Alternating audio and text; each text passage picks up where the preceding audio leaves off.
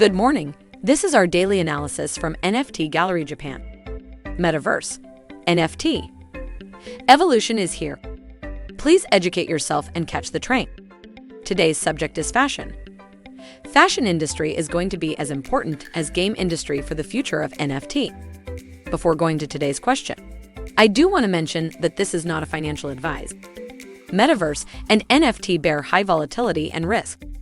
So please make your own research and your own decision. What do you think NFT space will look like 5 years from now? Recently, there's been a lot of money to be made in NFT space, but this is a chance for a lifetime. Everything is changing, so I'd rather take the risk and not to regret myself in 10 years. How long do you think there's left before people start projects?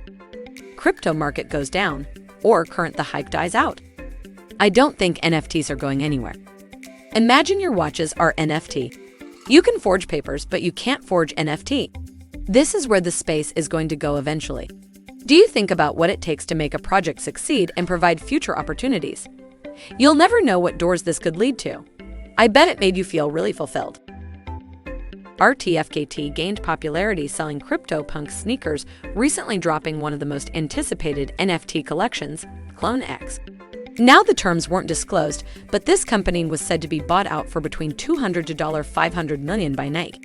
It makes sense given that just in the last few weeks, RTFKT has made over $100 million in sales of Clone X, as well as secondary royalties. After this news broke, the price of Clone X vials skyrocketed. The prices peaked at 12 ETH per vial at one point, basically a 10x from where people bought in early stage. This hype was so crazy that it actually drove the marketplace volume to a point we haven't seen in a couple of months. However, the story is much bigger than RTFKT alone.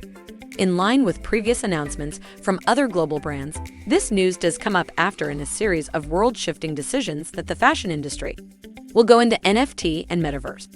I foresee that there will be many other opportunities for those who can get ahead of the curve and hop on this wave before it hits mainstream. Today, we're going to talk about why this announcement was such a big deal. Louis Vuitton's first official NFT offering celebrates historic developments in the iconic brand story, honoring the 200th birthday of its founder and namesake, the original Louis Vuitton. LVMH is the French holding company behind brands like Louis Vuitton and Givenchy, has a market cap of $400 billion, which is more than Goldman Sachs and Disney combined.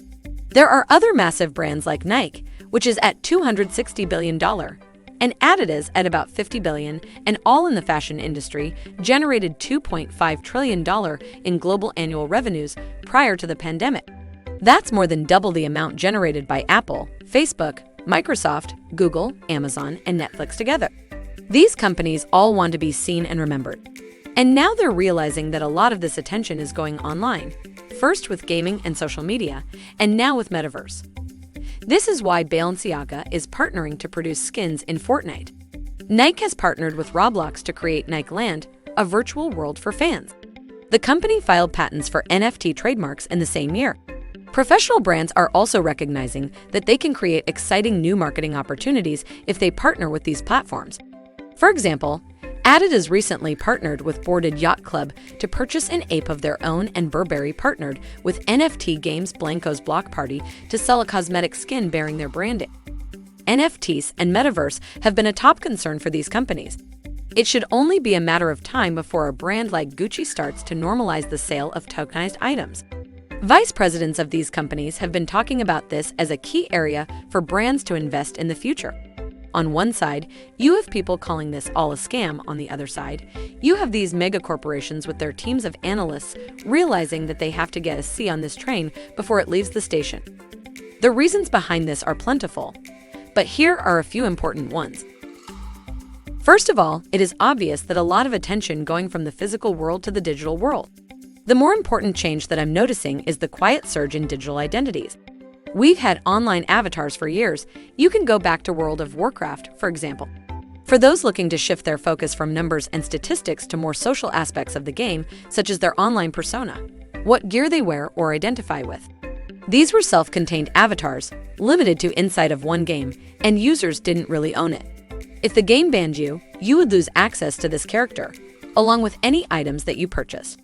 However, with those limitations in mind, people spent $10 of billions per year on cosmetics alone. For For years, Fortnite skins were one of the most popular things that children would spend their parents' money on. People spend up to $150 for a single cosmetic weapon. Now with non-fungible tokens, we're getting much closer to what true persistent online identities will look like. These profile, pictures collections are fully independent of any platform. Users own them. Moreover, they're compatible with any Web3 application if it is permitted technically. And they're incentivized to do so because this is a great way to encourage more gamers to use Web3.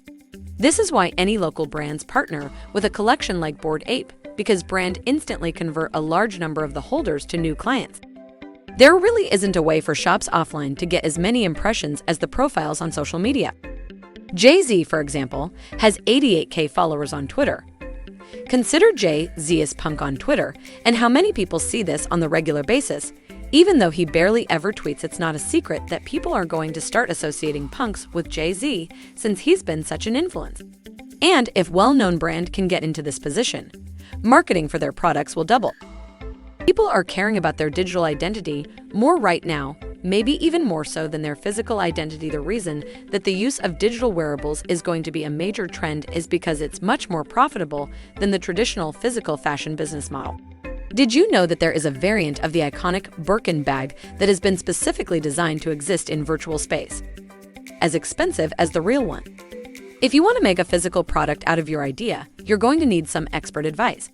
Keep in mind that turning it into a product will require different resources, such as production and distribution.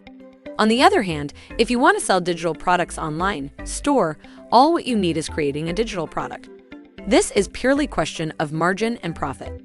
And it's possible that in 5 years, if a brand like Nike gets at least 10% of its revenue from digital fashion, and it is still growing, it could make the company as a whole way more valuable because it starts becoming almost like an internet company. If Gucci stopped making physical products, would they be a fashion company? And it does make 90% of its revenue from selling cosmetic skins in metaverse. Now, let's talk about how a savvy investor who watches junk or buys tokens. How can you benefit from being here early and seeing this trend coming from a mile away? The main idea is that all of your assets on blockchain can be traded and also be priced. Anything that can be priced can be speculated on. As investors shift away from old styles of investing, the ones who recognize trends and take advantage will be rewarded. These trend chasers are set to corner an entirely new type of market. How can you get exposure to this trend? For example, Clone X, which is RTFKT profile pic collection. Although you would have to pay a minimum of $20,000.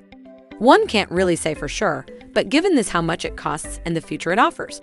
Nike certainly have enough resources and solid plan to turn this into a huge brand. I did not get one and I feel as if I missed that boat, but at this point, when I look at that price and the information, is not cheap. They're a huge collab with a major brand to come up. The first one is 10KTF, which is a project built around a fiction who from time to time will sell NFC wearables. These wearables will be linked to the identity of a specific entity. So for example, you could get a backpack with your character's face on the back, if it comes from one of these Verify collections. This is a narrative-driven collection where they're slowly building out the lore and the characters, and people are attracted to it because of this mysterious approach. 10KTF is owned by a company called WENEW, co-founded by Apple, who is one of the most prolific artists in the NFT world, and Louis Vuitton. And the team has had connections with some famous musicians in the past. We also know the team is pretty big, probably over 25 people at this point. They also launched a Louis the Gain for 200th anniversary of the Mason. Now, if you do want to get involved, the idea here is that there's probably going to be an upcoming collection or some major airdrop, and they're going to find a way to reward their early holders in some way. And if you recall, Artifact also had similar NFT wearables that they used to whitelist people to prevent their clones. Meta Birkin just came out in this month. The interesting aspect here is that they're taking a digital fashion angle that we haven't seen for many other collections. Thanks for watching and see you in the next video.